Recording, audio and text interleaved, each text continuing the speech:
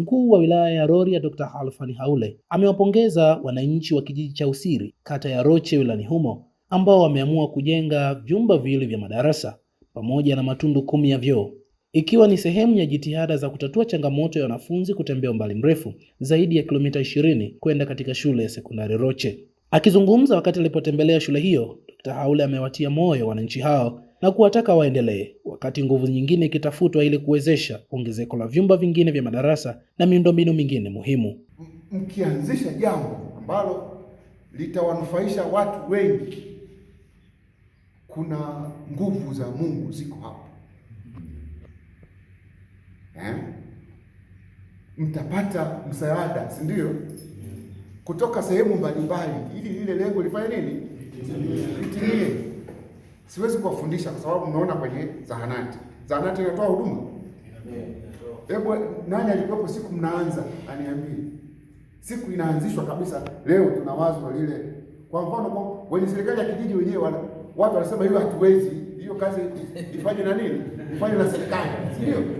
Kwenye serikali ya kijiji mle, au unasema uongo? Lakini kama hamjampata kiongozi imara, si ndio? Anaacha.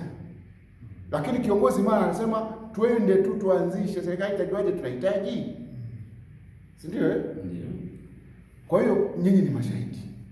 Mmeona kwenye zahanati, sasa mko kwenye sekondari. Sina namna nyingine ya kuwapongeza, lakini ni wazo ambalo mmeifanya. Maendeleo yoyote ya kijiji chochote yanaanza na nini? Na elimu. Yanaanza na nini? Elimu. Si ndio? Kwa hiyo mmechagua jambo zuri sana. Tungepigie makofi. Aidha, katika kutambua mchango wa anzilishi wa mawazo haya chanya, Dr. Haule ameshauri haya. Na mwenyekiti, wale wote walioanzisha hili wazo la ujenzi wa sekondari, mara nyingi huwa tunawasahau, si ndio? Tutengeneze mnara pale, si ndio? Hii kamati majina yao yaonekane pale, waanzilishi wa wazo la sekondari ya Usiri, ndio pale. Mheshimiwa diwani awepo pale.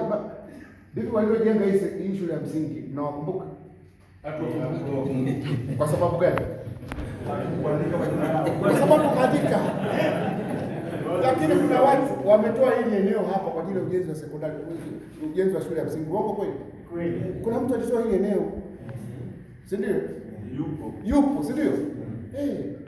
Kuna mtu, kuna wananchi hapa walileta mchanga, walileta maji, walileta kila kitu. Vijana walitolea hapa, shule ikakamilika. Lakini leo nani anawakumbuka?